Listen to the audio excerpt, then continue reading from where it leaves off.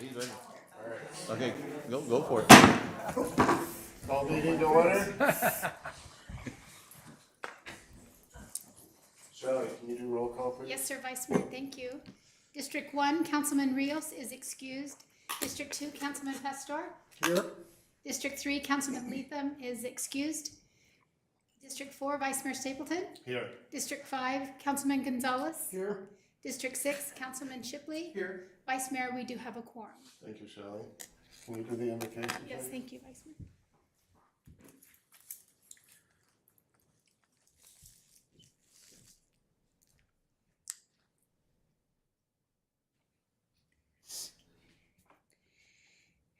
Dear Heavenly Father, Lord, we come to you this evening asking that you bless this meeting.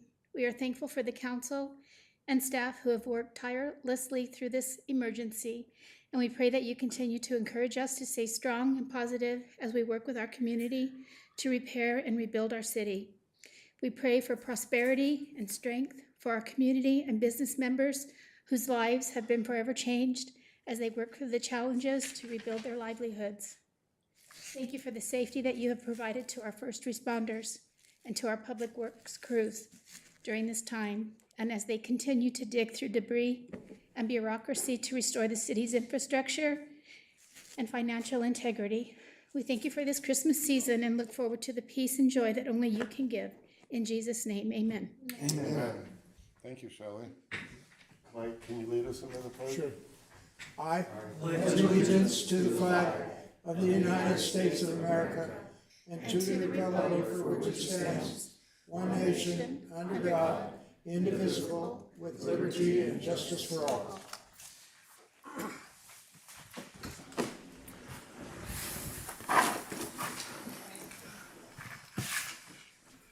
Okay, next on the agenda is summary of current events, starting with council. Mariano, do you have any? Yes, Mr. Vice Mayor, there's still a lot of danger out there, and I want to caution the public to be very careful. I had an occasion this morning to pick up a friend of mine down in the Wheatfields area, and I hadn't been down there in a long time. And that used to be one of the places I would always patrol after a flood working for the county. And I was appalled. What has happened down there is the channel has filled in and is now flooding some of the mobile home parks down there. Now, I know the county's been working, they've been fighting that as hard as we have around here. But it's really changed so that it's level with a lot of the land, the private property out there. So I would support anything the county wants to do as far as dredging is concerned on that stream. And I hadn't seen it in a long time, so I was quite appalled. So there's still danger out there, be very careful.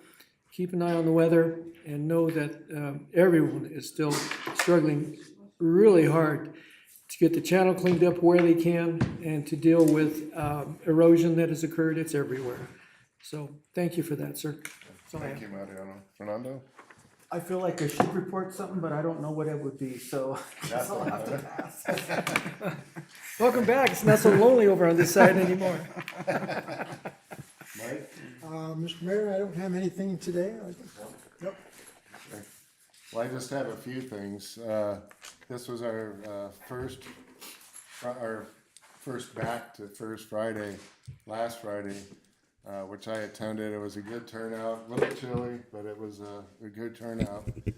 And I was honored to light the tree again this year. Oh, nice. That was my 5th or 6th year, I believe.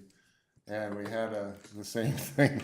The plug didn't work the first time, but it did after a couple of times. But the kids, it's all about the kids. We all had a good time up on the stage, so they were laughing and everything.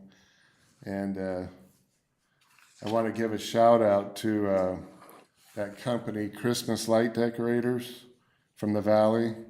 I know they're not here in the audience, but they donated a lot of decorations. And I just wanted to make it public that I wanted to thank them for that. And the tree itself is just beautiful. So it'd be nice if we can find a way to kind of tuck it away somewhere. No. We're always looking. Yeah. And then I wanted to give a a shout out to the Chamber of Commerce. I also participated. We had 9 ribbon cuttings last Friday in 2 hours. It was like a whirlwind. Every 15 minutes we were doing a ribbon cutting. Yeah, we were. And that was all for the businesses that were reopening downtown. So we give a shout out to them. And then just a reminder that the light parade is on for this Saturday, the 13th at 6 o'clock, and we'll be using the regular route Yep. all the way down Broad Street, which is cool. All the way in, down to Yuma Bridge where All the way to we Yuma? traditionally do our turnaround. Excellent. So everybody show up for that. I know I'll be there with my grandkids and kids and stuff, so it'll be a lot of fun. And that's all I have. Paul? Mr. Mayor, Mr. Vice Mayor, members of council, nothing additional to report. Everybody's working hard, getting ready for Christmas and getting prepped for the new year coming up. A lot of excitement, a lot of work to get done. Good. And I did forget, I want to wish everybody a Merry Christmas and a Happy New Year if we don't see each other. I know we have a special meeting coming up. Yeah, but- we will on the 18th at 2 o'clock. Okay. All right, next on the agenda is the first community call to the public. Any citizens desiring to speak on a matter that is not scheduled on the agenda may do so at this time. This is a time for the public to comment to members of the city council and not to members of staff. Comments will be limited to 3 minutes per person and shall be addressed explicitly to the city council and addressed to the city council as a whole public body. And if you'd like to fill out a card, there's cards in the back. You can fill them out and bring them to Shelley, and she'll hand them to me. So the first card I have is Linda Merlin for Veterans Affinity. Thank you. Linda? Just go. Yeah, on the podium. And podium, there you go. This is so new to me. I've never done this before. You're doing a good job so far. My name's Linda Merlin. I'm a veteran of the United States Army. I was a helicopter mechanic. I now work as a volunteer with Veterans Affinity. We concentrate on getting benefits for our older veterans that they earn. We work with disabled American veterans who will be at the Elks on January 14th from 9 a.m. to 2 p.m. The veteran needs to have their DD 214 and come on down and we'll file for their benefits. And so I have little flyers here for the council to show that tells what we do and how we do it. I do have a couple extra out in my truck. I also have a business card. If anyone would like one, then let me know at the end. And so I will just pass these out, and next time I'll be able to do this better. I was surprised I was doing this. Thank you, ma'am. Thank you. Thank you, Linda. Well, Nice seeing you again. it's so good to see you. Thank you.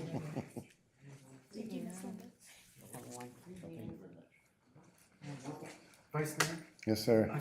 I forgot an announcement. Oh, yes, absolutely. I was asked to remind people that there's going to be a Christmas market at Upton's on Saturday. Saturday, that's before the parade, Yeah. Cool. right? What time is that? You know? Yeah. Put you on the spot? Yeah, I don't know. I know it's during the day. So early. Look, stuff comes out. Listen to me. All right, thank you for I'm not that good. Okay, next on the agenda is special presentations and ceremonial matters, presentations, proclamations, awards, guest introductions, and announcements. Item A is a presentation and acceptance of $106,000 donated from Freeport McMoran to support the purchase of the articulating ladder truck. Robin Bradford, representing Freeport McMoran, will present a generous donation in the amount of $106,000 to the City of Globe. This contribution will be applied toward the purchase of the new articulating ladder truck, further supporting the city's commitment to public safety and emergency response readiness. Robin?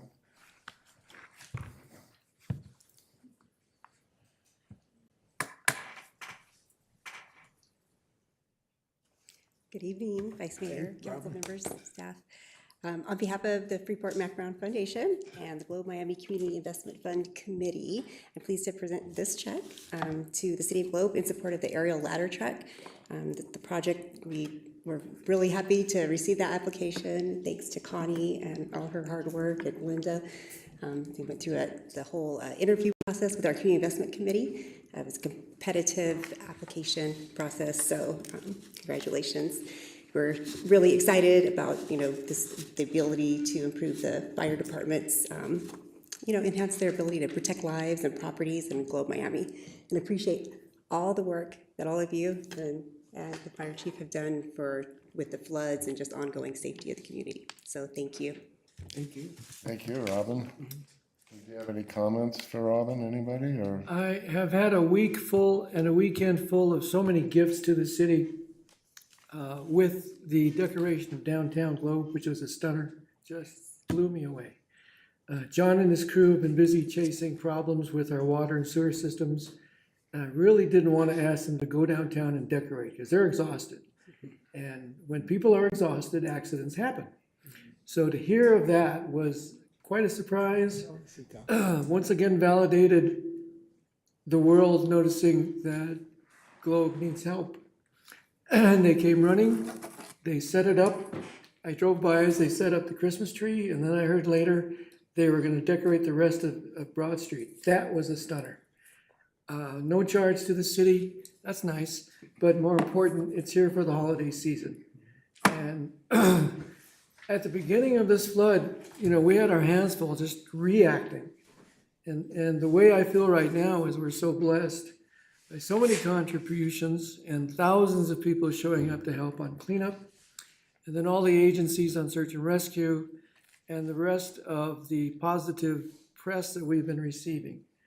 Plus all the success in donations, something that was not available during my tenure as an emergency manager, but here it is, GoFundMe, and all the other revenue streams coming in.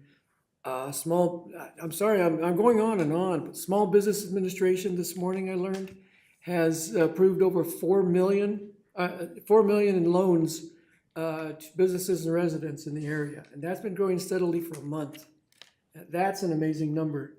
A federal agency here in town, $4 million. I like that. But we have seen all of our partners across the region, including town of Miami and Gila County, being helped by so many entities. And we have such a spirit of cooperation going on right now. It's amazing across the region, not just because of a flood, but because we're working together. And our region is well known, and I'm seeing synergy that is just amazing. And I wanted to say thank you to everyone who has stepped up to help us in our pursuit of excellence. A new fire truck, maybe later a new fire station, and all the things that come with it. We continue to strive to be a leader in the community. We're only as good as our staff, however. I've got to give them credit. Every time I see something happening around here since September, our staff has stepped up, beating the bushes for grants, other streams of revenue so we can improve what we've got. They're fantastic, and they're as good as any other in this state, and I need to thank them for that. I'm done. Thank you, Mariano. Sure? That covered it all. Merry Christmas. Thank you very much. It's, I know that's, I've been on that committee, and there's a lot of good projects that come, and there's only so much money to go around, so we really do appreciate the committee selecting Globe, and especially with the fire truck, because we need that ladder truck to do what we need to do, so thank you so much. Yeah. Mike? Robin, you know how I feel about Freeport. I mean, they've always been a good supporter of everything we do in this community, and this is really outstanding, and we appreciate it very much. Yeah, me too, Robin. I don't even know where to begin. When we saw this, it just blew me away, so thank you so much for contributing to this effort. It's a huge effort, and we couldn't do it without you guys. So thank you so much. Yeah. Appreciate it. Chief, did you have something to say? Yeah, just on behalf of my department, I wanted to express our thanks as well. This is an important tool for the city. It's an important tool for the safety of our personnel, and we appreciate the investment in that from Freeport, from your committee for the work they put into selecting it. Yeah. We appreciate it. We live here. It's, Yes. it's important to us. This is our community. We want it safe too. So Thank you.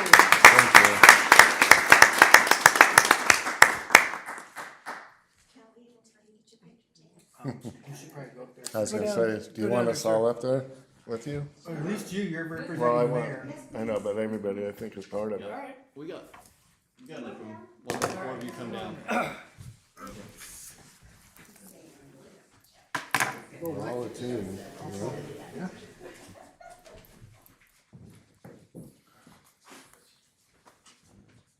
Come on, Chef.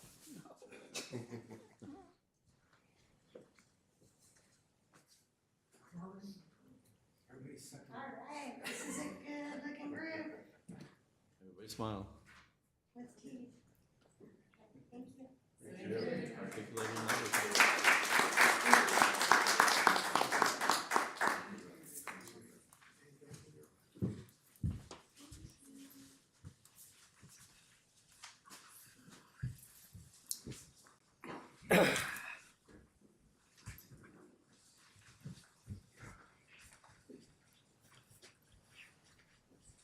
And Mr. Vice Mayor, and to the council, just to a side note, as soon as we receive these donations, they all get sent directly to the company. We're purchasing the ladder truck to build, to help work towards paying that up and locking in, and the money helps reduce the cost. Good, good. So it goes right from here, right to Minneapolis, Yeah, right? we don't bank it, we take it and we process it, and then pay the company. Good. Good. Best way to do it. Okay, next is item B. Tina Brown with Arizona Complete Health will represent the city of Globe with a $25,000 check awarded to the Globe Fire Department for the purchase of CO2 smoke detectors. Yes, ma'am. Thank you. Thank you, everyone. Vice Mayor, Councilmember, thank you for this opportunity, and community members, thank you for this opportunity to, on behalf of Arizona Complete Health, I'd like to present the check for $25,000 to support the fire department, smoke detector and carbon monoxide detectors. I actually had the opportunity this last Friday to see them in action, to see how the program would work, where it was about awareness, letting the residents know about the detectors, and then educating about it, and then not only educating, but then also providing them the resources that they would need to protect themselves and to save a life. So I'm really glad to be a part of it. I'm really proud to be a part of this community. I don't live here, but I love this community. I love working with Connie. I love working with Robin. I love working with Linda. And so it's always nice to come up here. And so that is why I'm here today. Anything else? Oh, we're happy. And this is a big check. No, you can't keep it. So we can take a picture with it. The big one. Mr. Vice Mayor, council members, one of the things that we're working toward is a lot of education. And there's a pretty significant statistic out there that, fires 30, 40 years ago, it would take a fire 10, 15, 20 minutes to go from an incipient stage fire, meaning it's just starting, to a point that's called flashover.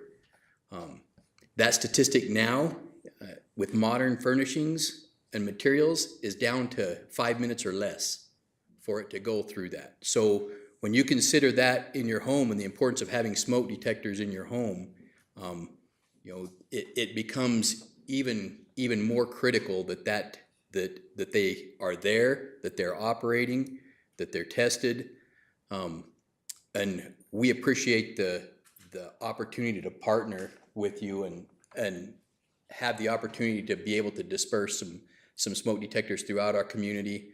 to get that education piece out there and make sure people understand the critical role that they play. Add on to that the carbon monoxide component of that, you know, that silent killer, that, you know, this being the time of year when we start to see more incidents related to carbon monoxide throughout the country. So, you know, this is a great opportunity to partner to help those in our community who may not have the necessary equipment in their home, and to do that in a way that, you know, that gives back to the city of Globe and to the area as a whole. Thank you, and thank you guys. Thank you so much. You want a picture? Yeah, we can do Stand that. behind him. Here goes this again. Yeah, we'll come up here. Oh, okay.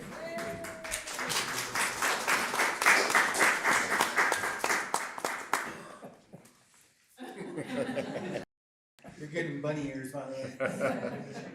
And then lower it so we can see your face. Say cheese.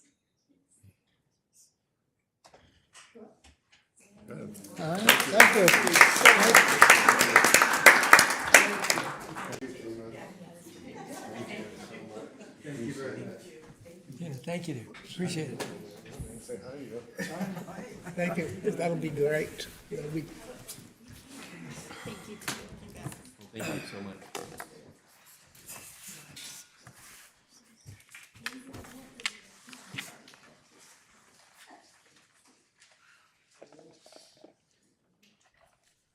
Okay, next on the agenda is item C, introduction of the new city planner, Sandra Starkey, to the Community Development Department.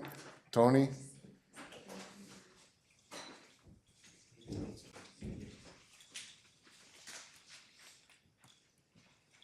Good evening, Vice Mayor, council members.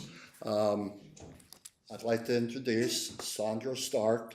As you're aware, you know, we're all gotten used to using SCG, which is Dana, for our zoning and planning for the city of Globe. We're fortunate now to have that Sandra on board to fulfill the planning position for the city of Globe in-house. And what that means for us is, well, in short, to better our customer service, our response times, and to better our projects in the city of Globe. And to be able to do that in-house is really essential for us. So this was a great move for us. Still utilizing companies like SCG, and that's not unusual. So we had third-party companies that we use for plan review and other things that we utilize for the city that we simply just don't have the ability to provide all the manpower that we need, but we do have all the resources that we need in case the need arises. So we talked about that in the past. That includes plan review, now zoning, inspections, amongst other things that we have. So it's about providing succession planning for the city and providing a better customer service. So Sandra comes from a planning background. She worked for Navajo and Maricopa counties. That's her last employees.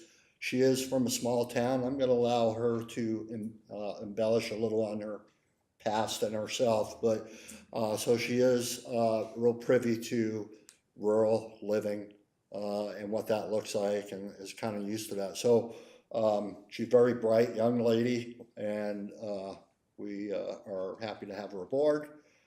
With that being said, I'd like to allow Sandra to say hello and introduce herself. It's nice to meet you, Vice Mayor, Council. Yeah, closer to that mic thing Okay. there. Yeah, so as Tony mentioned, I previously served in planning positions with Navajo County. That was for a couple years as a Planner 1, and then I relocated to the Phoenix area and served Maricopa County as well, more in like the plan review side of things, and that was for, you know, zoning, building, drainage, engineering, all different types of things. But I am originally from Show Low, so I am from, you know, arguably the area from the White Mountains. That's something I'm really proud of. That's something that I carry with me every day. I'm very proud to be from the area. I grew up visiting Globe all the time, and this was actually my dream job. It was something where I went to ASU. And when I graduated, I had kind of cold called the city of Globe at the time, reaching out to see if there was a position like this that was open. It was not at the time, but it is now, and I'm very happy to join you. So thank you for your time tonight, and I do have an item later on, so we'll get right to business. Good. Very good. Thank you. Welcome aboard. And Mr. Vice Mayor, members of council, this fulfills one of council's desires was to bring planning in-house. Dana was a transitional person, and we are at the magnitude of activity that it is time to have that, and quite the find. This is going to be a great transition. We'll keep using Dana, but we'll be transitioning Sandra as we go. Good. So. Good. Welcome aboard. Board, and I need to apologize for Starkey. I thought it was Starkey, it's Stark, correct? Yeah, I get that a lot. Sandra, Stark, yeah, you guys will get used to it. Well, welcome. Thank you so much. Thank you. Next on the agenda is item D, recognition of the 2025 Golden Prospector Award awarded to the City of Globe for the Hill Street School Apartments Economic Development Project by the Arizona Association for Economic Development. Melissa, oh. Hello, Melissa. Unfortunately, Melissa's under the weather. She's probably watching. Melissa, I hope I do you justice. So we had the honor of being nominated by Gila County for this award, and we were chosen as one of, I believe, 3 projects to receive the award for Economic Development Deal of the Year in Rural. And what an honor it is, and especially to be nominated by Gila County, who really does support everything that we do here at the city.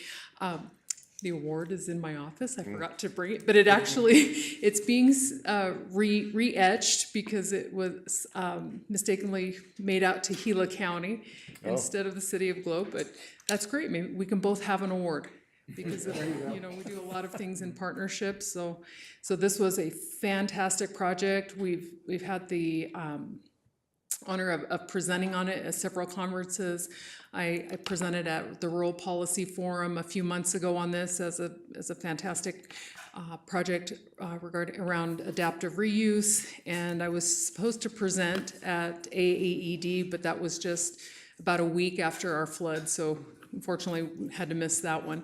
So, and then I believe Dana was presenting on this project as well within the Arizona Planning Group that we're a part of. So it's been just whirlwind of activity around this project.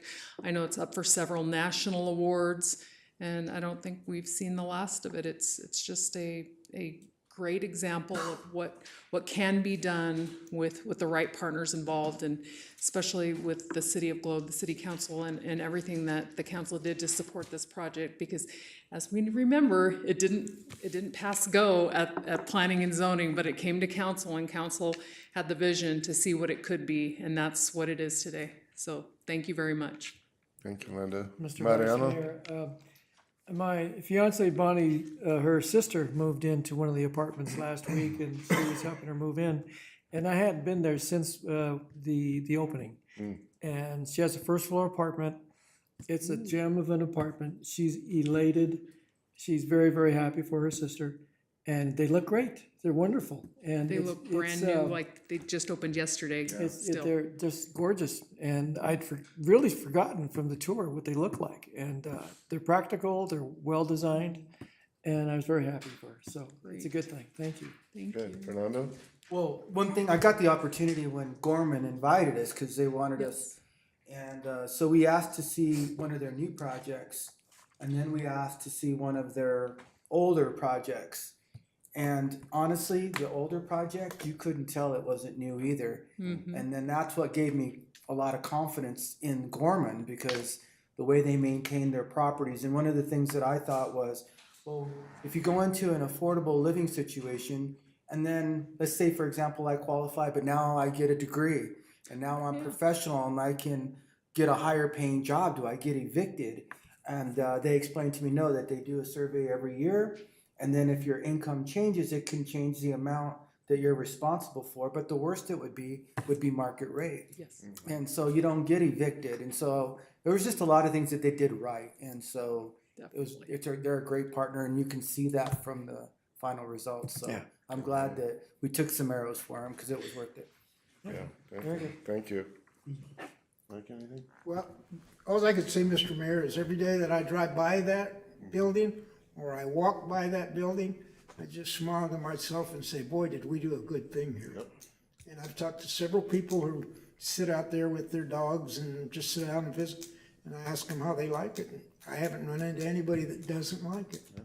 You know, it's a beautiful building. It's a beautiful project, you know, and I think we did the right thing. Good. I think so.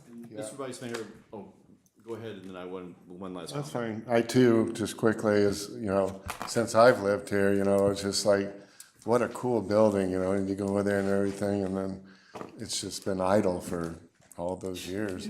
And then for somebody to come in here and do that to that building, invest that kind of money is just outstanding. And it just still amazes me every time I go by there too, Mike. Yeah. It's just really cool, and people are happy. Member to council, there is a lot, this project didn't just land in our laps. There was a lot of leadership that was needed by our side to bring this in. We had the P&Z, brand new P&Z first meeting, and they were hammered on the parking issue. Council said, you know, okay, well, let's hang on, let's go take a look, let's investigate. Took the time, traveled down to Tempe to visit those, came back and did, you know, a reversal of what P&Z had voted, and took that chance and took that leadership role. There was also, the application required a promise for $400,000, and we made that promise, going, well, let's, you know, keep our fingers crossed, and when the application was approved, this council came up with $400,000 out of ARPA funds, that we didn't just give to the project, but we partnered with the EDC so that they could help the project out. And so the relationship we have with the EDC was so important to have that on hand, that we could swing that and do all that right. So at every turn, through the construction, staff, through the initial contact, we're still held up as a model by people that city councils are not a blockade to development.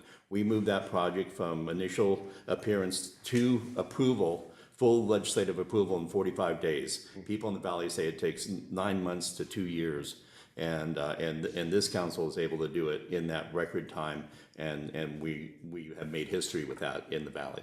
So this was an example of leadership by so many people, and we now have that beautiful building. So thank you. Yeah, just one more comment. The day of the dedication, the most important person to me that attended was the banker who services the Gorman Company. And I asked him, why are you here? He says, because it's a good company and they do good work, and why not support them? I was impressed with that. Really cool. Thank you very much. Thank you, Thank you, Linda. Linda. We want to see the award. Yeah, Proof of. now. Next on the agenda is item E. Globe Fire Chief Gary Robinson will present the council with a presentation of the Globe Fire Department strategy, community fire safety education, and inspections. Chief? Mr. Vice Mayor, council members, again, we wanted to just keep this really brief, but we did want to keep the council informed on some of the efforts, you know, we've been putting into the prevention side of the fire department. Obviously, you've seen with the grant that we just got for smoke detectors on that side. Right now is our current ongoing drive, where a lot of the business owners within the community will get a letter from us from the National Volunteer Safety Council. They're the group that we go through for all of our prevention material. Those donations go back in to an account that we can then order materials from. We've had a lot of interest from our mid-level leadership to get back in the schools, and they've been doing that, engaging with the schools on some education. and keeping that involved, getting more involved with First Friday, with the smoke detectors. The Read On Express, they'll be involved in this coming week. That's on the education side of things. On the prevention side of things, we're doing a lot of work within the community. With that, we set our primary focus to start this initiative within our downtown corridor. Within the downtown corridor as a whole, over a little less than a month now, we've been involved in 27 inspections of some type or another, 27 businesses of some type or another. Several of those with multiple inspections, re-inspections, to work through compliance. A lot of the focus on that is on education, getting people, understanding what it is we're looking for in terms of fire code compliance, working with them on timelines to bring their businesses into compliance with that. 13 of the businesses are in the downtown corridor of that 27 that we've been into this in the last month. And our goal is to continue through not only the downtown corridor, but to expand out from there, to get into the businesses, to be seen, to educate, and to find those issues that are of greatest concern and start working towards compliance with those. We'll continue that effort. We've assigned an extra person into that, and that person can't be assigned to regular duties right now, so they're now involved in the inspection side of things, in the prevention side of things, to allow us to expand those efforts, make sure we're getting the follow-up that we need with the businesses. With that, the other thing, we sent our fire marshal the last. I guess it's been about a month and a half ago or so. We sent our fire marshal back to the National Fire Academy for plan review classes. Our goal is to try and send him again sometime in the not too distant future for additional plan reviews. That comes at very little cost. We pay for a meal ticket. Everything else, lodging, flights back to Emmitsburg, Maryland, are all covered for that training. So our goal is to take advantage of that when it comes to the prevention side, as well as hopefully take the opportunity to send some of our operational staff in there. Are there any questions for? It's nice to hear, Mr. Vice Mayor, it's nice to hear that our departments are still striving for excellence. And this is how you do it. Invest in education of your staff and have them bring back the latest set of concepts in their profession. And that's admirable. Thank you, sir. Thank you. Mike? No? Thank you, Chief. Do you have something, Fernando, or no? Good. Thank you. Thank you, sir. Happy. Okay, next on the agenda is the consent calendar. Matters listed under the consent calendar are considered to be routine and will be enacted by one motion and one vote. Public hearing items are designated with an asterisk prior to consideration of the consent agenda. The mayor will ask whether any members of the public wishes to remove a public hearing item for separate consideration. Members of the council and/or staff may remove any item for separate consideration. Item A, consideration of waiver of section 2-4-10A, prior discussion rule to allow action on the balance of the consent agenda. 1, accounts payable, $1,323,601.05.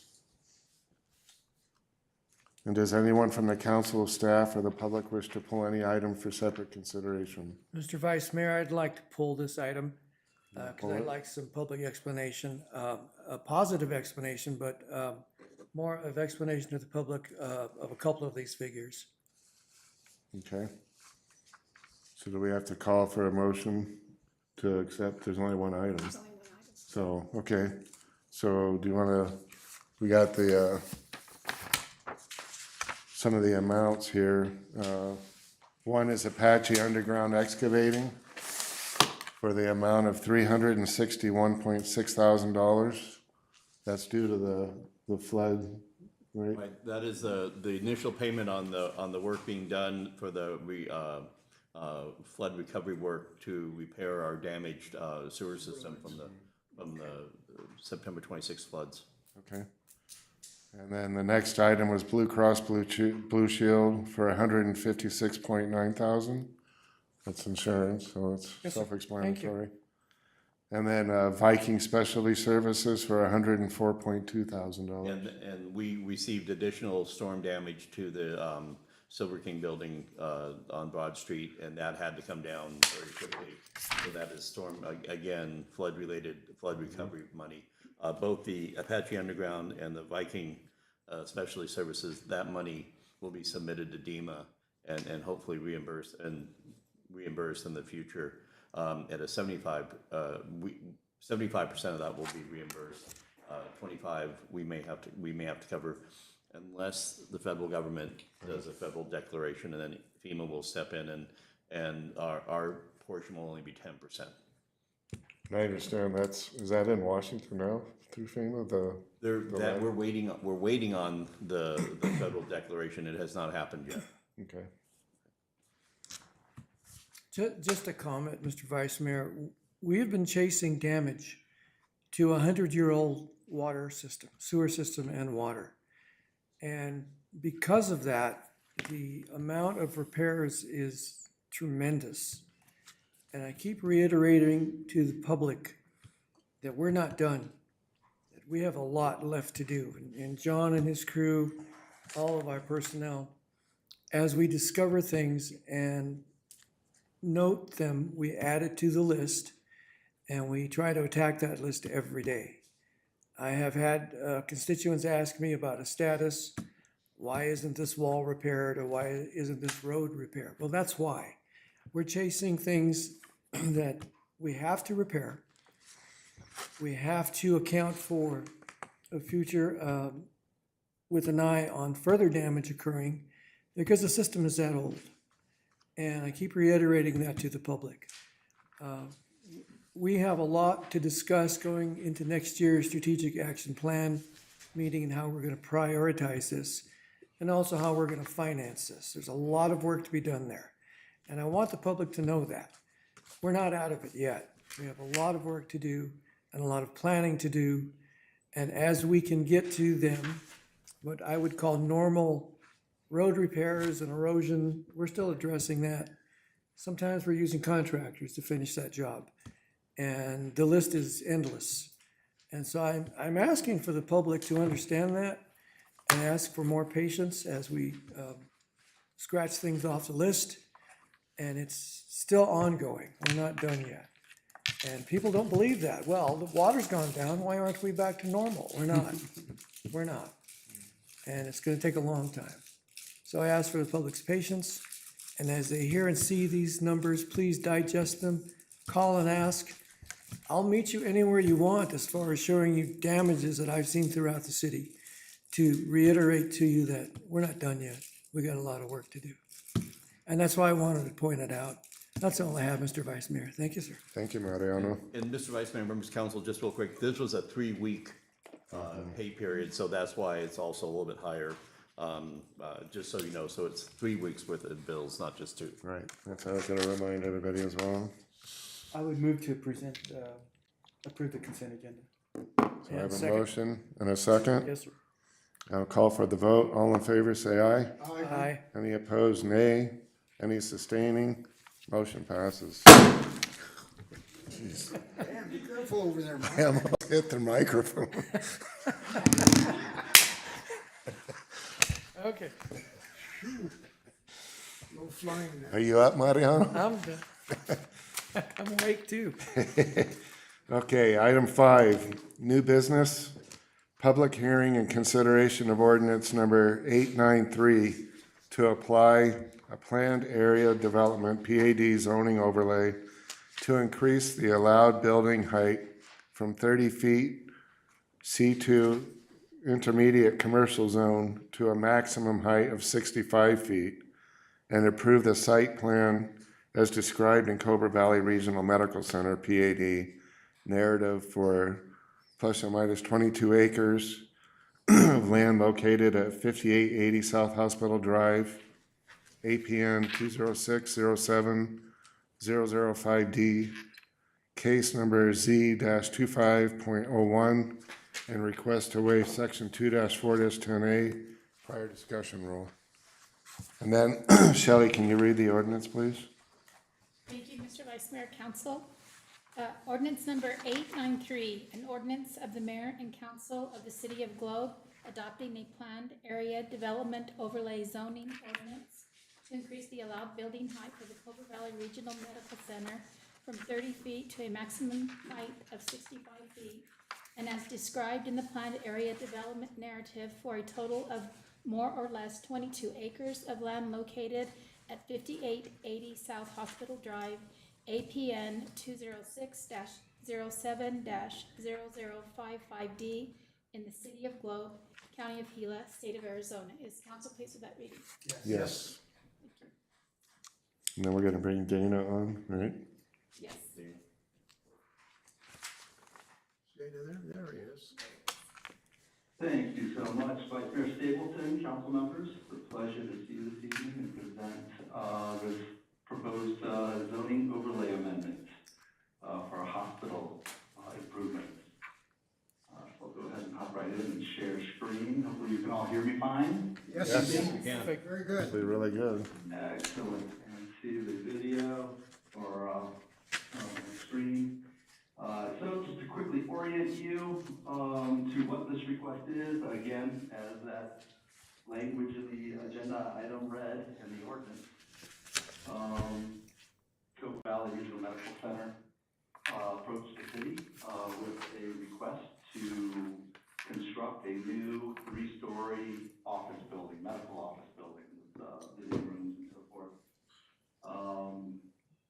And in addition, a few other items kind of came up and fell into play with this request as well, so I'll quickly cover those.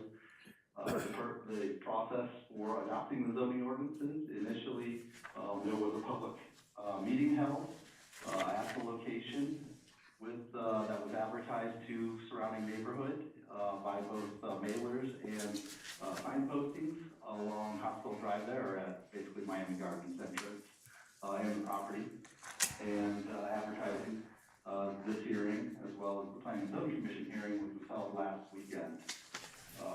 Last Wednesday, November 20, last Wednesday, the 3rd of December.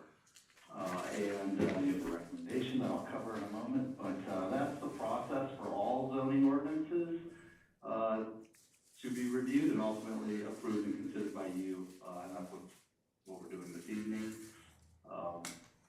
And then part of that process includes that public hearing that we're required to advertise. So after we go through our typical presentation, maybe question and answer between council and myself, and then the applicant is available as well to respond to any questions that you have. Once you're satisfied, then you can open up the meeting for a public hearing by striking your gavel, and then hear from the public, and then close that public hearing meeting with another strike of the gavel. And I'll prompt you there if needed. So we'll hop right in. Like I mentioned, the Cobra Valley Regional Medical Center was part of the 1990s, early 90s annexation by the city of Globe. You can see all this area in red, and this is your online interactive zoning map.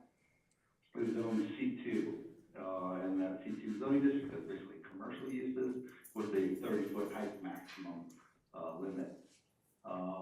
Any area that's not in color is county. It has not been incorporated by the city. And this is the parcel in question, or that this request applies to. The Cobra Valley Regional Medical Center, and then the kind of the smaller additional area that's part of that parcel. As you recall, I think in the last year and a half, 2 years, council reviewed and approved improvements to Hospital Drive, including the roundabout. And unfortunately, I've got a better image. Google Earth, you can kind of see some of that roundabout going in. Also, since that development occurred in the development agreement that was included with that roundabout. We have replatted and dedicated the hospital and other adjacent property owners, BHP for the most part in the hospital, dedicated the necessary right-of-way to start cleaning up some of these lot lines that you see here in these configurations. So most of this area is all either drainage, it was a temporary bypass roadway, so forth. So that said, the hospital did approach, and I'll hop right into their request, which is this site plan right here, part of that new improvement and kind of reorienting some of their access, provided more direct access to the western portion of the hospital right here, where there's an existing, underneath this site plan drawing, you see the existing heliport in this square area. That is proposed to be moved to the south as a first phase, so it'll be located behind and south of the building, further away from the existing residential area of Miami Gardens property. So we think that's probably going to be a benefit to that area, though I have not been made aware of any complaints or issues surrounding the use of that heliport. And then redeveloped as parking to serve this new medical office building here in the oranger color. Again, it's 3 stories, total of 68,000 square foot usable area, 3 stories, and then additional parking area is going to be needed to meet minimal parking requirements of the city to fulfill that. So, and obviously it's displacing a few parking spaces and so forth, but overall, pretty significant improvement, substantial improvement. I think, considering Hill Street School to be the second 3-story building, I think improved in the last 20 years, probably, if not more, if not 3 decades at least. So it's definitely a considerable amount of square footage. It could make a significant economic impact on our medical office space in the community. Also in conversations with the property owner, Cook Valley Regional Hospital, they noted that the existing hospital, portions of the existing hospital were designed to be constructed at 4 stories. However, they only constructed the first 2 stories.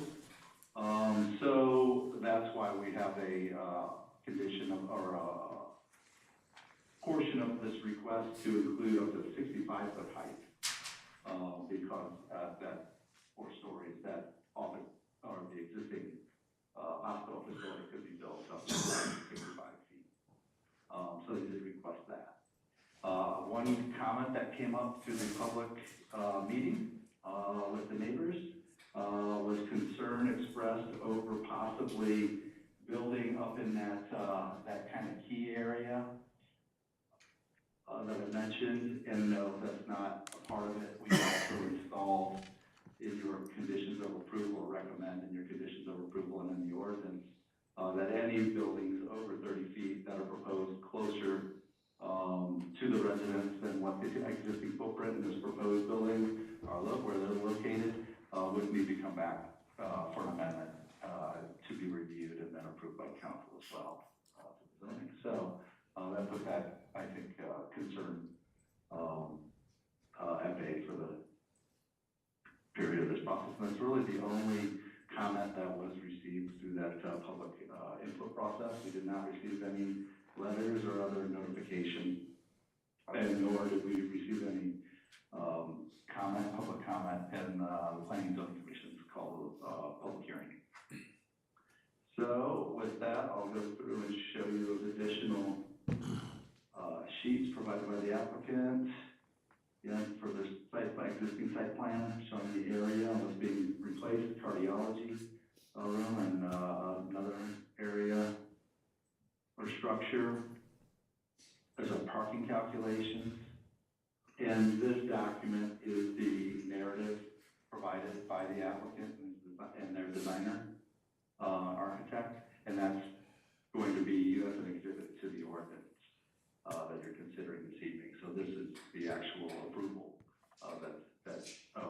what the actual approval will consist of. And there's that office building at 3 stories. Obviously, so additional articulated massing, that reaches up above the 47-foot mark and gets us up around 50 or so. So the way this ordinance is written is that these elevations are what you'd be approving to be constructed at that location. And then you have the higher parapet to screen the roof mounted mechanical equipment and so forth. And this would be the elevation, main entrance, and north elevation, as you would see as you drive south on Hospital Drive into the medical campus. This would be the elevation looking from the existing hospital from the east. And then that's from the south, with the BHP land or more open space and hillside, undeveloped land for the most part. And then elevation, that would be the adjacent to maybe some of the closest residences, which would be about nearest residence about 540 feet away. And there's a grade change. The hospital does sit lower than properties to the north and the residents, Miami Gardens and the other homes that are up in the foothills surrounding the hospital campus. So that is the full PAD scope of the request. So staff is recommending approval, or I'm sorry, the Planning and Zoning Commission unanimously recommended City Council adopt this zoning ordinance. This would be the third hearing or third public advertised meeting on this case. And for that reason, we are requesting the City Council waive the rule in their motion. We have the motion here as well. We reiterated those conditions of approval that are included within the ordinance. And that would become part of that zoning code that applies to this overlay of this request, this property. So with that, I'd be happy to respond to any questions. Yeah, a couple. Mariano? Dana, the movement of the helipad further south, I'm only concerned about whether or not it needs to be fortified to flooding conditions. Now, the hospital has done an admirable job in their flood preparations, and they have quite a set of procedures to prevent flood to the hospital itself. But the movement of that helipad further south does concern me. Are there any plans to fortify that or protect it from flood conditions? It's a vital thing there that we need to be sure that it can operate in all weather conditions. Yeah, thank you. Great question, Vice Mayor, Councilman Mariano. So any new construction, including the helipad and other improvements, need to meet the flood certified elevation. And that is a comment from our engineering department, and that will be shown when they submit construction documents of how they're mitigating overall grading and drainage, or showing grading and drainage for the site, and these improvements, as well as meeting 1 foot above the 100-year flood elevation. Here in this image before you, before on the screen, the purple is the 100-year floodplain, and then that blue is the actual floodway where the water tends to actually flow. So to answer your question, yes, that is something our engineering department reviews and has commented on, and will require that certificate of flood control requirements to be met. Yeah, Mr. Vice Mayor, I walked the channel after the flood, and I guess I was testing out my new 4-wheel drive truck. But the point is that it's another channel that's filled in and can pose future danger. And the movement of that helipad, it doesn't concern me. I'm sure that it'll be engineered just fine. I just wanted to point that out to Dana, to continue to monitor that. That's all I have, Mr. Mayor. Thank you. Thank you. Fernando? The only thing I lobbied for was a drive-through for the Pharmacy? but Didn't get it, huh? I didn't win. That would be nice. Yeah, well, I'm only one vote. Well, can I join your team? Well, there you go. Mike? This has been on the dock for Long time. long time, and it's just expansion for the hospital. I mean, it's, makes a lot of sense, so I don't see any problem with it. No. I too don't see any problem with it. It's a beautiful set of plans, beautiful building. Yeah. I'm excited to see this, and we definitely need this. You know, the city, everybody in Globe, surrounding areas, more healthcare is, you know, this is what we need. It's awesome. Could you show me, David, blow up quick where the helipad is going to be? I missed that part. Right here. Is it gonna be? Absolutely. Right here in the south area, this, if you can see on the screen, zoom in. Oh, okay.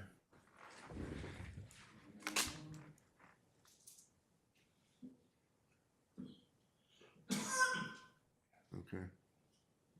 Have trouble controlling, okay, it's gonna start moving quickly here. Let me, back out there. All right, okay, Vice Mayor Stapleton, this location, Okay, near the parking lot, there's an existing parking lot number here there. right. It's gonna, be constructed in that location and displace that parking. And another reason why additional parking, is needed. Okay. And that will actually be easier access to the hospital where that is now? Or is about They the show a same? direct path coming right into the Right. hospital, through this route. Good. What's the timeline for this project? And I'll defer to the, applicant. You wanna come up to the, Neil, you Do you wanna wanna come do up? the Somebody public wanna come up? well, we can, either Do we way. want to do the public hearing for this part? First? Or can that be included in the public hearing? Can it be included in the discussion? Yep, the Yeah, applicant can it can be speak now included in the or discussion. during the Once you're public done hearing. with your You can discussion. go ahead and have them discuss it now then. And then I don't think we're gonna have anybody comment. Mr. Vice Mayor and members of the council, thank you for the opportunity to speak. What was the question again? Was it- What's the timeline for this Timeline. project? Timeline, so it's, hopefully, construction documents will be done next week. We'll immediately submit after approval of the PAD, application for a building permit. With an intent to start sometime first quarter of 2026. Excellent. And in regards to the helicopter pad, it actually sits higher than the existing pad by several feet. Oh, And there will be some retaining walls because there are some slopes to the west side of it that do tend to bring down some erosion, so we can keep that cleaned out. Yeah. It was a great question. Okay, that answers my question. Okay. So I can open the public hearing. Lightly. I open the public meeting for comment. Do we have any public comment? No one on, No one online? emails, No text. Nothing? Vice Mayor. nothing on the phone, and Nobody in the audience? no one in the audience. Okay. So I'm gonna close the public meeting.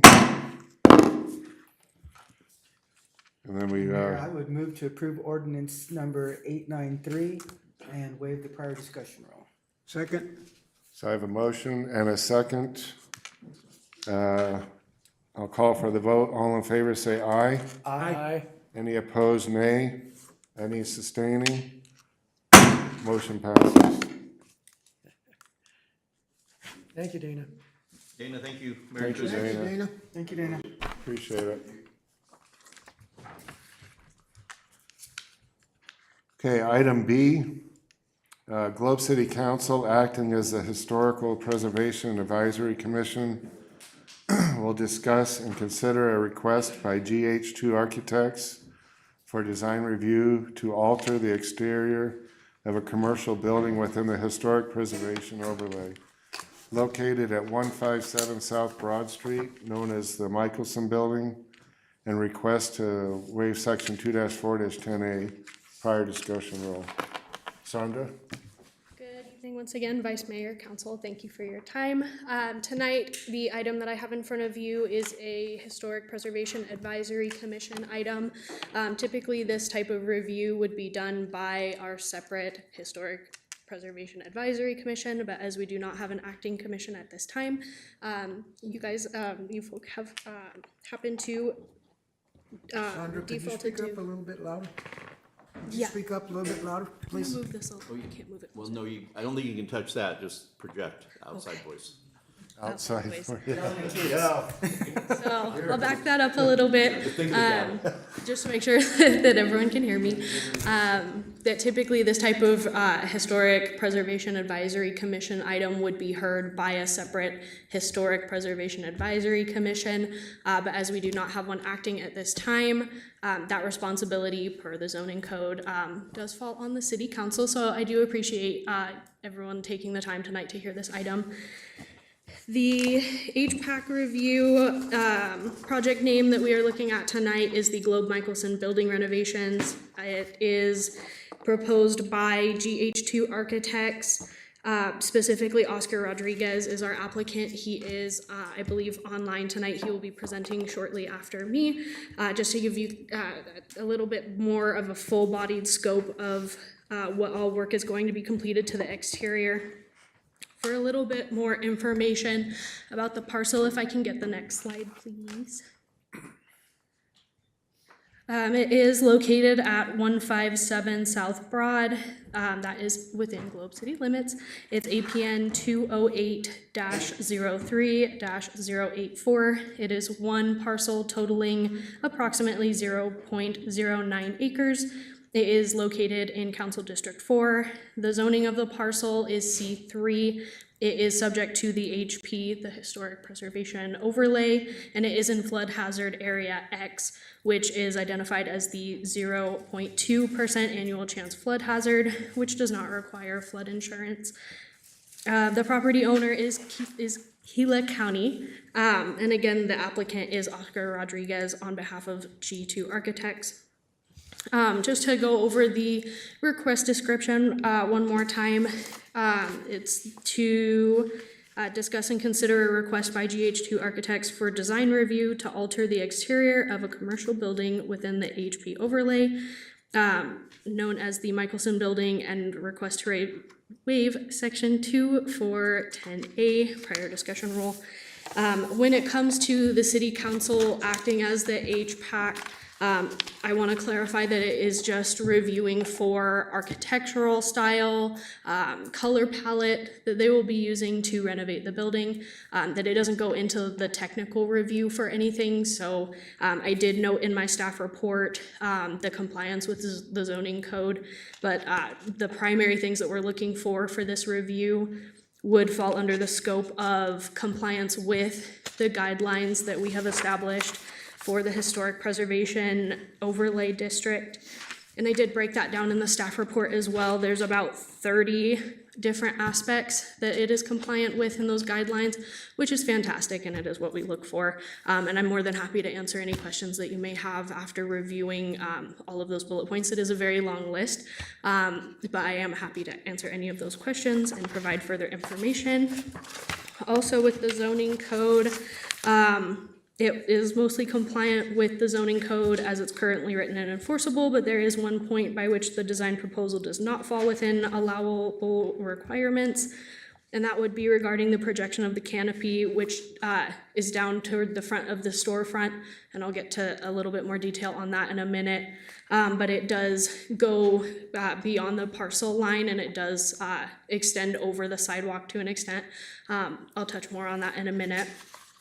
And then for the general plan compliance, which is, you'll get to know me as a planner a little bit more, that is a very important thing for me to touch on, is it is compliant with the general plan in several different aspects, but it hits 6 of the main policies within the goals that were set in the general plan about 11 years ago.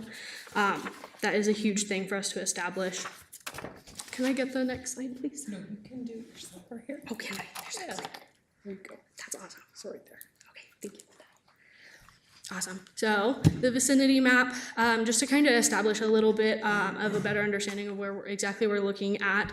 The building is at the intersection of South Broad Street and East Sycamore Street. It's right across from the City of Globe public parking lot that we have downtown. It's down the road from the Holy Angels Roman Catholic Church. Kind of just to give you a little bit more context for the area. And we'll look at the site plan. So this is the parcel. It is well known that in the historic district, things tend to go a little over or a little under property lines. But I did want to call attention to that canopy to the west of the parcel. We do have north pointing up for your orientation for these plans. So it is to that left side. You can kind of see the dotted line that would be the outline of that canopy. That was the only zoning concern that we would have for this parcel. But again, that's not something within the scope of this review. It was just important to note. And next we have the visual sim. Quick question on your last slide. Yes. So why is that dark line different than the, looks like the building is not where it's supposed to be? Is that what that means? Yes, so that is standard for our historic downtown, that given our access to surveys and things over time, this building was constructed in the early 1900s, and we just did not have the technology at the time to ensure that things were built to the property lines. So it would be very difficult to find a building downtown that would be built directly to the lot lines. The darker dashed line would be the building itself. There's a much thinner line that denotes the property line, and then there's that dashed line that shows the area where the canopy and the awnings cross over. Okay, so the dark one is where it actually is? Yes, the dark dashed line is the building. Okay. Okay, and so this slide is the visual sim that was provided by the applicant. We've got a couple different images going on there. One of them is a more what would be in-person rendering of the character of the block to include the design choices for this HPAC review. And we also have the larger rendering to kind of show a little bit more detail of the color choices as well as the architectural detail. And I'll leave that one up while I explain a little bit of the history of the parcel. The existing structure was originally constructed prior to the establishment of the City of Globe zoning code and has received minor modifications to the exterior of the structure throughout time. I looked into it quite a bit. Go ahead. Finish it. As soon as you finish, I'll ask my question. Okay. And through the images that I sourced online, historically the building has been painted sage green, but at this time the structure, as far as the exterior design goes, is quite dilapidated. There is exposed stucco to the exterior, as well as there is trying to find the verbiage for that, that there is like wood that's exposed to the elements as well, and then many of the windows and doors are missing, and those have been encased in plywood. So what color is the building? Is it blue and beige, or is it all beige? Or So what? I have that one on a slide as well. So the primary color is historic white. That is included on that presentation, and then our applicant, when they present, they'll go over this in a little bit more detail as well, with the accent paint being Summer Night, and then the awning fabric is a sunbrella colored called Newport Teal. These are colors that were selected from the color So palette. is it two-tone, or is it one solid color? So the building itself is a solid color, and then it's got the additional colors for the awnings. Okay, by two-tone, this is blue, and this is the other sand color, or whatever it is? Oh, no, so with that one, the colors just look a little bit different because of the lighting. But we got two different pictures of the building. And I'm Yes. confused.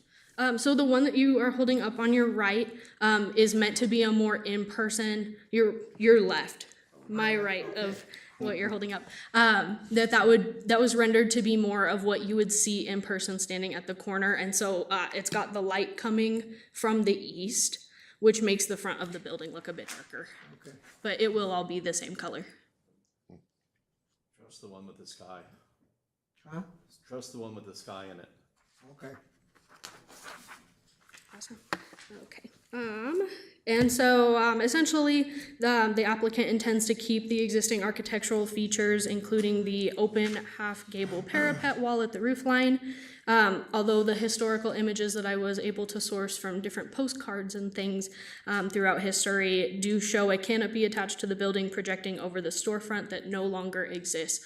So that is another point where they would be compliant with the historic preservation guidelines. And that would be that canopy that we see there with the proposed logo sign that does go over the sidewalk a little bit. And I'll just cycle through some of the pictures that I've included on the presentation with their included plans. As we go over a little bit more of the project description, the applicant intends to alter the exterior of the existing structure while renovating the inside of the structure to create a co-working space for the community. The exterior of the structure is currently unfinished, but the proposed exterior includes replacement doors, aluminum clad wood, windows, vents, fabric awnings above the windows and doors on the west and south sides, a new steel canopy with LED lighting and signage, repairs to the existing stucco finish, and fresh paint. The applicant has also included a new bicycle rack protected by bollards to the south of the building in the proposed design. You can see that in this rendering as well as both of the previous renderings as well.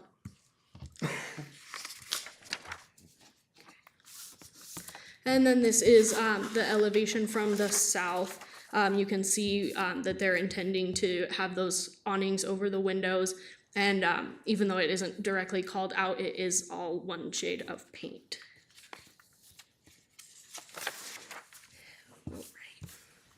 So it has been found by staff that the exterior design proposed by GH2 Architects is compliant with all but one applicable requirements and expectations as discussed in the staff report. For the purposes of the Historic Preservation Advisory Commission review, a recommendation of approval for the forthcoming building permits would support the original spirit of the HP overlay, with the understanding that the forthcoming building permits will also be subject to completeness review and substantive review to address any technical concerns with the project plans, such as any issues that zoning may have with that overhang. The standard review process for all building permits by the City of Globe includes approval from the Building Safety Department, Planning and Zoning Department, Public Works Department, and Fire Department. So any of those types of concerns will be resolved during the typical permitting process. This would just be for the design review. And for our finding of fact for this item, the item was properly noticed in compliance with the Arizona Revised Statute requirements, and that would be why we would be requesting for that waiver for the section 24-10A prior discussion rule. Additionally, the project is compliant with the Historic District Design Guidelines and Zoning Code, as again discussed in the staff report. The proposal meets several goals of the general plan. There are minimal adverse effects on the public's health, safety, and general welfare resulting from the design being executed to its fullest extent as presented. And the applicant will be required to obtain all applicable building permits for exterior and interior renovations, including sign permits, which will be reviewed by appropriate departments for compliance. What is the, can you go back to the previous slide? What is the, it says, proposed, in the second line, the second dot. It says the Historic District Design Guidelines and Zoning Code are all but one regulation. I don't understand that. Yeah, so that was the, And it says it's in here in this staff report? yes, that would be under the zoning code section. I describe in detail in the staff report where exactly it isn't compliant, and that has to do with that overhang for the canopy and awnings. Okay. And that is something that will be addressed during the zoning review for the building permits. Vice Mayor? Yes, sir. I just have a curiosity question. Who's the lead on the design? Is that the county? Is that an internal city group, or is there a team, or? Yeah, as far as the application that I received, it is from GH2 Architects. I believe, as far as I understand, it is owned by Gila County. I have also heard of the city having a lease agreement for that co-working space. Okay. Okay, and I'll yield to Linda. I wish Sandra had been here through this entire process. It would have been even more fabulous. So this has been a collaborative effort between the county and the city and the staff involved. So we've sat down in weekly meetings, I think over the last 5 months, looking at every aspect and detail of, I mean, you're just seeing a very small snapshot, because we were fortunate enough to be able to look and help to design the inside. So, and the design is driven by the function of the building. So, you know, going back to it being a co-work space and what that means, it means different things for every community. And so our co-work space is tailored to fit our region's needs. And this is kind of going probably a little too in the weeds as far as what's inside, but we're excited to show you that part when it's appropriate to do so.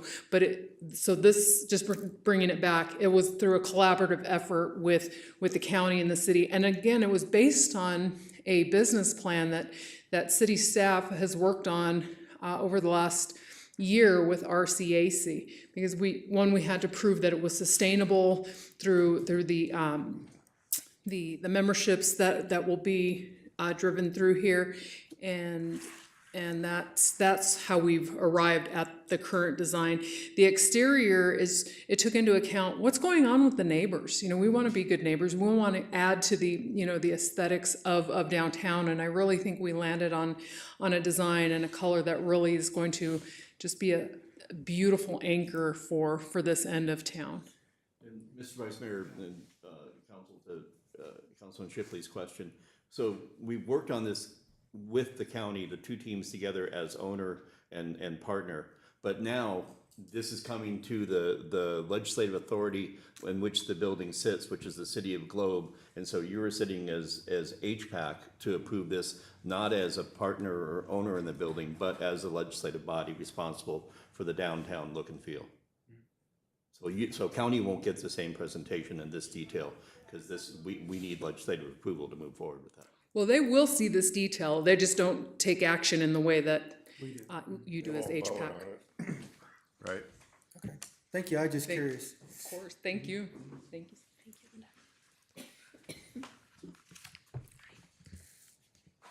So we will move on to the next slide.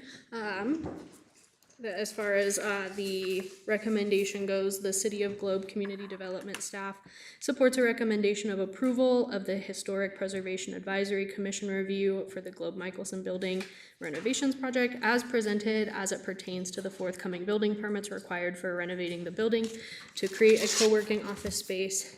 And we do request a waiver for the prior discussion rule. And I am available for any questions, but I will yield to the applicant for their presentation. Question? Yes, for you.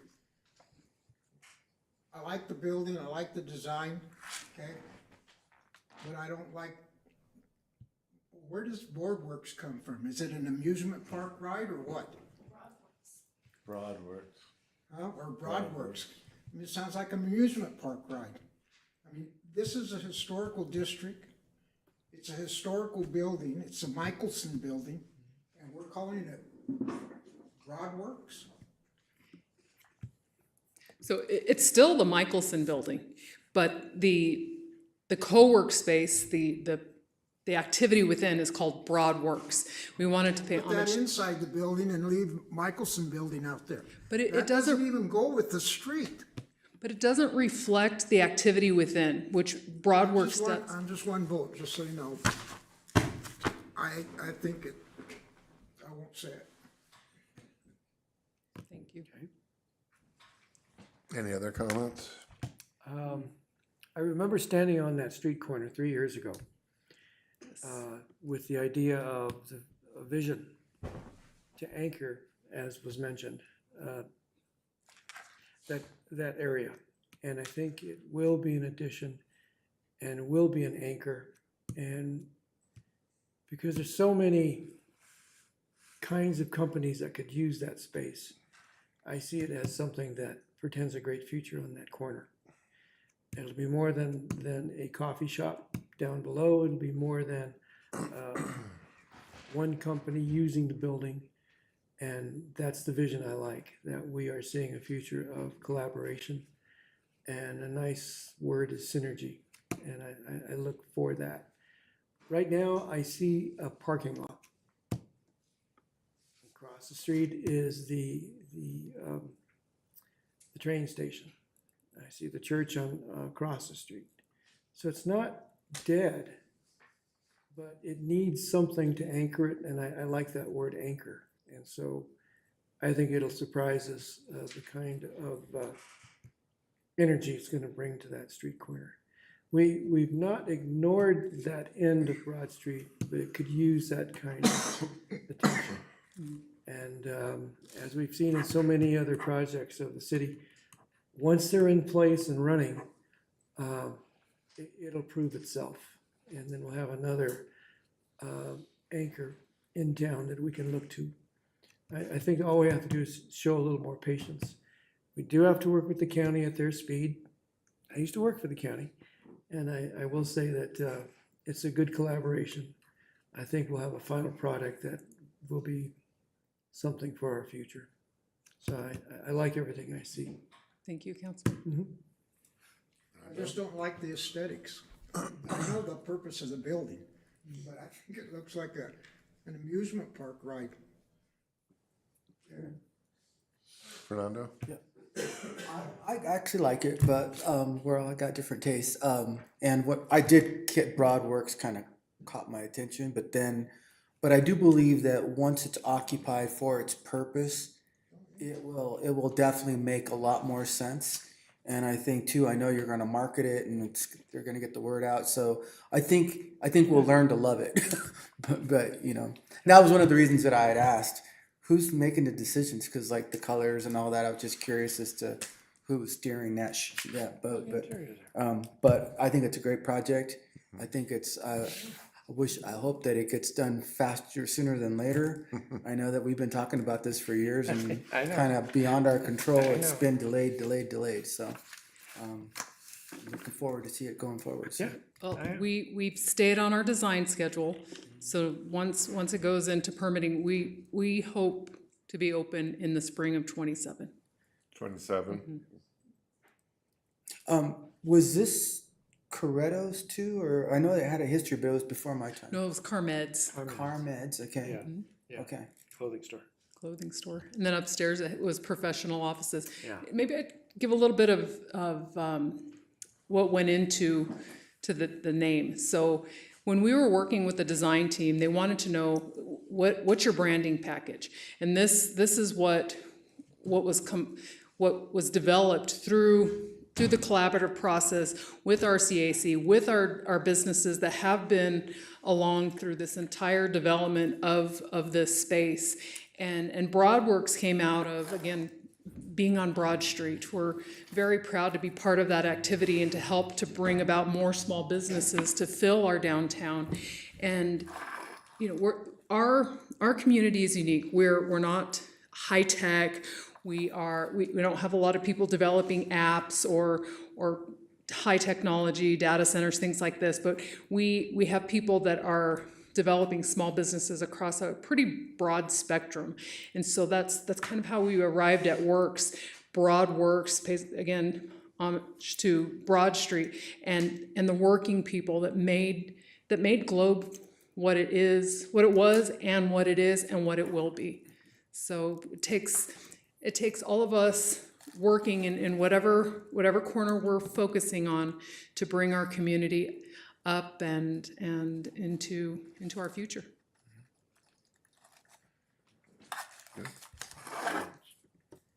All my questions were answered already. It's exciting though to see another empty building transform into something beautiful and usable. So this is awesome. You said spring of 27, so another year, and 3 months or whatever. Good. We do have Oscar online. Yeah, that's what, we still have one more presentation. And do we want to go to that? Sure. This one? Is Oscar online? Yeah. He has a full presentation too? Yes. Oh. He says it's very short. Okay. Hello, Oscar, can you hear us? Yes, I can. Can you hear me? Yeah, we can hear you. You're getting louder as you go. So there you go. Very good. Well, thank you for having us. Thank you, Mr. Vice Mayor and City Council. I'm here with Luz Gutierrez from GH2. We both work there. I'm an architect. She's an interior designer. So I'm going to share my screen with you. All right. Hopefully you can see this. Yeah, we can see it now. If you want to go to Very slide master mode though. Presentation mode. All right. So basically, and thank you, Ms. Stark, for the presentation, and also Linda. The next slide basically shows what the intent of the building, when it's finished, would look like. We have a building that obviously it's an existing building, it's a historic building. We have basically about 5 features that we're adding into this historic building. One of them is, and I'm gonna zoom in a little bit, is this canopy that we mentioned before, Ms. Stark mentioned before. And that is basically a steel canopy that does not resemble what was there before, but it brings a little bit new life and color into that corner. Obviously with that canopy, that's going to be lit with LED lights and painted, as you can see. And this is one of the schemes, one of the iterations that we did.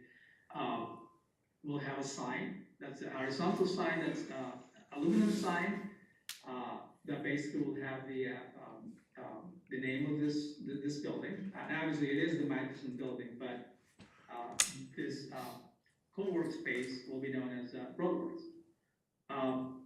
The other feature that we have, other than the canopy, is, as I mentioned, the horizontal sign, the vertical sign that happens right at the intersection, again, with the name of the building. And also, the other feature is the new windows. And same existing location for that fenestration. Also, over there, and those windows, by the way, are aluminum clad wood windows. So they would look like wood on the interior. On the exterior, they would look like, it would be aluminum windows. Over that, you have canopies at every window on the upper story. And those are fabric. And we're getting to the color on the next slide. And this is really short. So the next feature, it would be, as mentioned before, we're renovating, refreshing the exterior, basically with a lot of fixing up the existing stucco and painting it. There's some minor modifications at the rear of the building, at the alley, where we're adding a new door into a new fire riser that will supply fire sprinklers into the building. So those are the main features. As you can tell, I mean, there's really not a lot that we're changing. We're obviously making a few introductions. The storefront, originally we wanted to replace, but we're keeping it and adding a film on the interior to help for the ultraviolet rays that will, and again, the canopy will help on the south side get that sun out of the way of the interior. Luz, do you want to talk a little bit about the colors themselves? Sure. So I think we've kind of like went over the color palette already. Like basically what we did, like Linda mentioned, we've been collaborating with the city as far as the concept for the function of the building, and that's how Brockberg's branding concept came up. And what we did is that we followed the district's historic guidelines as far as like color palette that could be used on the building's facade. And that's basically the colors that we're using for the field paint in the building. And then we're using one of the accent colors, it's called Summer Night, in the cornice trims around the building. And then we're matching a fabric for the awnings to match that color from some umbrellas, and it's going to be exposed in the exterior. And then the signage is just using the colors that has been created for the branding, with their own like Pantones that have been provided by the city. And just two other features that I would like to mention, it's the seating in the front, in the storefront, and then the bike parking that we have on the east side of the building, just again for the intention to activate that building and the storefront and make it welcoming for the community. Thanks, Luz. Any questions on the exterior? Hopefully this brings a little bit more of a clear picture of what this will look like.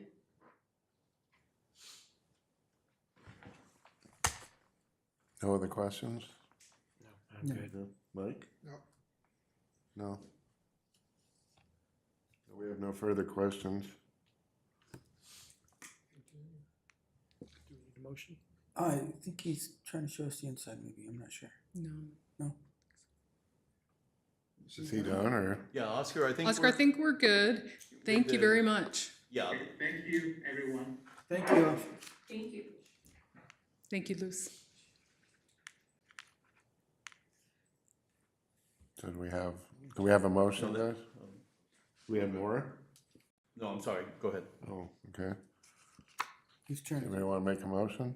Am I gonna make every motion tonight? Okay. All right, I'll move to approve the Historical Preservation Commission on the Michelson Building and to waive the prior discussion rule. I'll second that. Okay, I have a motion and a second. I call for the vote. All in favor, say aye. Aye. Any opposing? Any sustaining? Abstain. Okay. Motion passes. Thank you. Thank you, Linda. One sustaining. Oscar, thank you Where you very been, much. man? He's been busy. Appreciate it. Okay, next on the agenda is, we're gonna go into action items. He's still on the screen? What's that? He was still on the Oh, screen. no, Was he gone? we're taking care of that. Okay. Item A, consideration to ratify contract number CS-2026-0059 with Schultz Contracting LLC, executed under the City of Globe's Emergency Declaration, Resolution 1912, for the locating and repairing of sewer manholes necessitated by the September 26, 2025 flood event, for the total contractual amount of $37,192. The project is budgeted through account number 20-80-08008 DEMA 2025 flood. Vince. Good evening, Vice Mayor and Council. Yeah, like you said, this was one of those projects that happened during the flood. This was part of the project where we lost a few of the manhole ring cones, the rings, the covers in the main trunk line inside the creek area. 2 days after the flood happened, they called us. They did previous work for us in the past on 4th Street water line, Daybreak water line. They're going to do the Speedway water line for us. So they just knew the troubles that got hit to us, and they offered their assistance. They reached out to John, and John reached out above him and got the approval. And they were here that day. They came that morning and later that afternoon, but they showed up with their equipment, their guys, and they went to work for us. And they were very helpful in getting that. They worked on the manhole right behind the Salina Smoke Street right there. They were the first contractor on that manhole there and got us back into business for the most part of it. So, yeah. Any questions? So are they completed, have they completed all the sewer repairs? Yes. So on that manhole, they got so far, and down that line, there's a lot of flow since it's kind of towards the end of our line, and they weren't capable of completing it. So that's when Apache Underground came in with their bigger equipment, bigger pumps, and basically they just passed the baton to them, and Apache Underground took over and finished the project there. Mr. Vice Mayor, members of council, Vince, just to be clear, they were in Globe working, they're familiar with they were not in Globe. They were not in Globe. They indicated they're available, but they came on our request. We initiated a request for them to work in our city, correct? Yeah, they said if you guys need anything, let us know. And when I reached out and then got the approval, I said, yeah, come help us, and they reacted, and they came up. So they deployed based on our request? Yep. Okay, in the emergency, which was phone calls at this point. And then just a second thought, or this is coming out of the DEMA flood account. At the next meeting, we're gonna have a little bit of an updated process for how we track DEMA money. But I will tell you that if we get DEMA reimbursement, 75% of this cost will be reimbursed. We get additional FEMA declaration, 90% will be reimbursed. But we're going to do a little bit more detail in how we track these procurements or these approvals of contracts and of purchases. So just a heads up, and we'll talk about that more, I think, on the 18th. Good. I got a question on that. So I was reading something that DEMA opens up to 250,000. Is that true, or is that just They opened up what to do. when you get approved for the state for DEMA, that it opens a pot of $250,000 that becomes available? And is that all? Is that true or No. not true, or is it a bigger number or smaller number? It's a start. Yeah, Connie, do you want to address that? It's just a starting point. Okay, and I assumed that all that money was just used to reimburse all the other agencies that were asked to deploy here to help us, so cover overtime, kind of like the fire thing. So that 250,000 that you read about, Vice Mayor and Council, that is the EOM deployment, 250,000 for other people to come here and help us and assist us, the county and Miami and Globe. So basically, what Paul was sharing and Vince was sharing with this one particular line item, it will go to DEMA. It's on the declaration list. So we're looking at this point, because we haven't been, our federal declaration has not been signed. We're looking at 75% reimbursement, and it'll be handled just like that, and it's a grant. So we have to submit it to DEMA. We have to spend our money first, submit it to DEMA for reimbursement. But there is no 250 cap or anything like that. I think that was to fund those emergency people, the type 3 team. The type 3 team. But as much of qualifying expenses that we have, that we submit to DEMA, we will be, if they qualify, that we will be reimbursed 75% with no limit for whatever damage we have. And just to be clear, the damage is damage to public infrastructure that is not covered by insurance or covered by any other entity or source of funds. And this is not. So there is no cap, and we run out of money that we can use. But that that was more of a technical thing that's part of the governor's declaration. Okay. Exactly.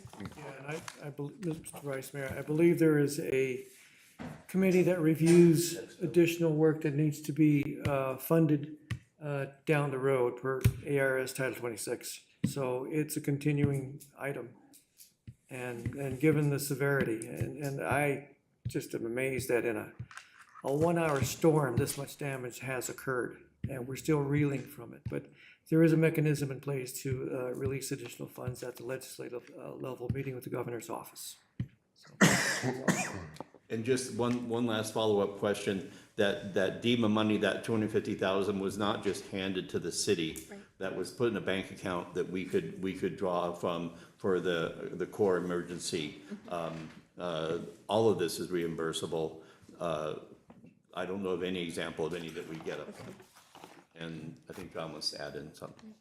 So actually clarification on that. So it is put in an account, but it's not for the city, county, or Miami to draw on. DEMA themselves draws on that and pays the different agencies like Glendale, Kern County, Texas, and New York. So that's paid from, DEMA draws it and pays those people directly, the type 3 team. And then John, did you want to add something? As Vice Mayor and Council, I just wanted to add, actually, kind of Councilman Gonzalez mentioned earlier, the long process of what we worked through. Just additional to add on is that today we actually met with 4 DEMA members. They came in for site inspection, and that is the biggest area that we visited through the creeks. Myself, Vince, and then Connie filled in on the later end part of it with some of the requests that we're submitting. So they're really actually coming back, and this is their second visit from the initial floods. And then we actually did the visit today, and that's what they were doing, measuring, giving them that schedule of what work was been done with the contractors, what we're anticipating in doing, so that ball is rolling. Thank you. Thank you. Thank you, John. Then, Mr. Vice Mayor, I'd like to make a motion to ratify that contract through the account as stated. Do we need to waive a rule? No, we don't. Because this is under the umbrella of the had previously this. passed emergency declaration. So this is an extension. It was discussed that in the emergency declaration, we would have these costs that we would do, and so we do not need to waive the rule. Okay, as stated, under 6A. Do I have a motion? Do I have a second? Go ahead. I can't make it, so. You can, but second. It's a tradition that we don't, but. Yeah, I know, I don't understand it. Okay, I have a motion and a second. Call for the vote. All in favor, say aye. Aye. Any opposed? Any sustaining? Motion passes. Thank you, Mike. And happy birthday. Oh, yeah. Gonna file a PTSD claim. I know. We'll be passing out the earplugs for the next meeting.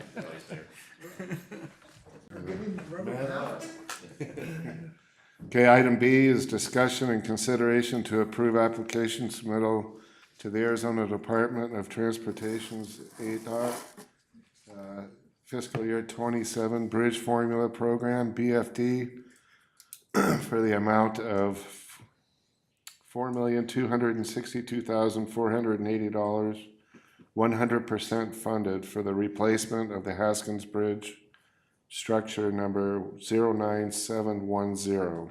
John? Good evening, Vice Mayor and Council. This is our second attempt on this application. Last year we applied.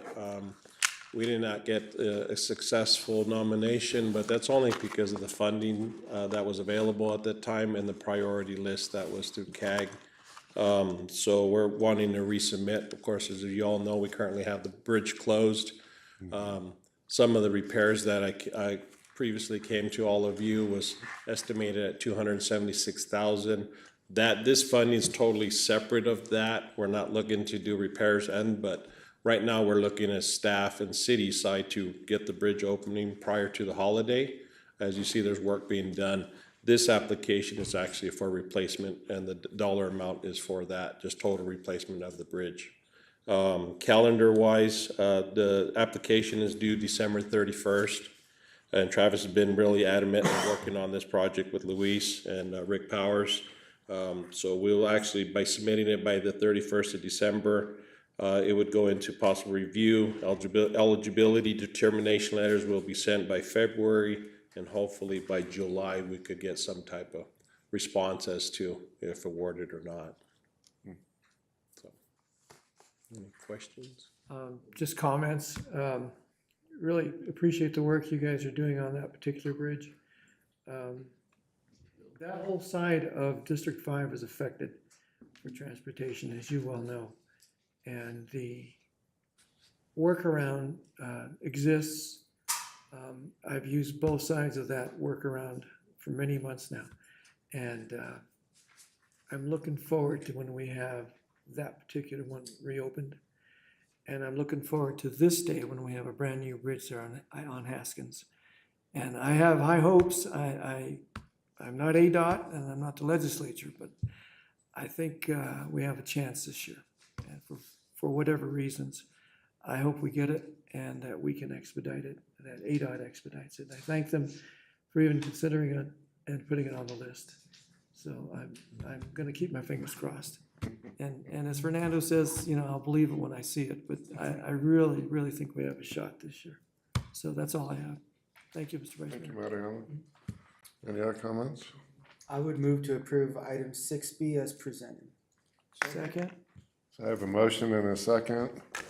I'll call for the vote. All in favor, say aye. Aye. Any opposed?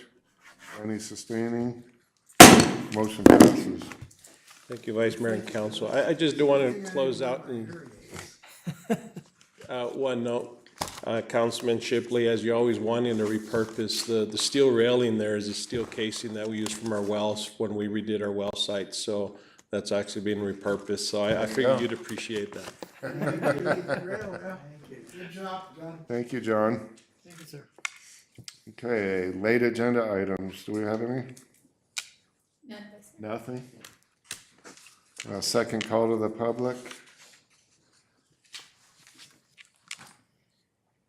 Nothing in the email. On the phone? No? Okay. Scheduling of meetings. Anything different? Yes. We have the 18th, you said? Didn't you say we were gonna change? Right, and so we were asking, or Shelley, you wanna go with this? Or do you want me to? Okay. So we were asking for January just to accommodate the schedule of a couple of council members, and because I think there are 2 Monday holiday days in January, to move our first meeting in January and our second meeting in January to the Wednesdays there, which should be the 13th 27th? and the 27th, yes. Double check that. So just those two meetings? The 13th of January is, Oh, so okay, so we're moving them from the 13th to the 14th and from the 27th to the 28th. and then the rest, just leave them the same? Yes. Yes. So we're just changing the month of January by 1 day, both meetings. Right, and those, we think by then, those two, the two events that are going on that require the adjustment will be over. One of them is the boys' Globe basketball season, and Councilman Rios coaches that. Oh, is that Tuesday. why he's? Yeah, Okay. and I'm not sure about, there's one other that I'm not fully in detail, so I'm not gonna comment. But at the same time, we're looking to adopt the calendar. And so we're gonna adopt the calendar with the Tuesday, but then at the same time stipulate we'll move the January meetings to the 14th and the 28th. Okay. And you have that, you should have that calendar in front of you, which is our standard calendar. Okay, so you want us to make a motion on that now? So you would make a motion to, the request would be to make a motion to adopt the 2026 City Council calendar with the stipulation that we move, January's. yeah, the 2 meetings in January from the 13th to the 14th and the 27th to the 28th. Mr. Chairman, I would make a motion that we adopt the meeting calendar for 2026 as presented, except for the month of January, we adopt the 14th and the 28th rather than the 13th and the 27th. That cover it? That works. Okay. Second? I have a motion and a second. Call for the vote. All in favor, say aye. Aye. Any opposed? Any sustaining? Motion passes. Okay. Future agenda items. Do we have any? We have no requests or recommendations. Nothing? Okay, do I have a motion to go into e-session? So moved. And Mr. Second. Yep, go ahead. I have a motion and a second to go into e-session. Call for the vote. All in favor, say aye. Aye. Any opposed? Any sustaining? And Mr. We Vice won't be Mayor, coming back, or we will come out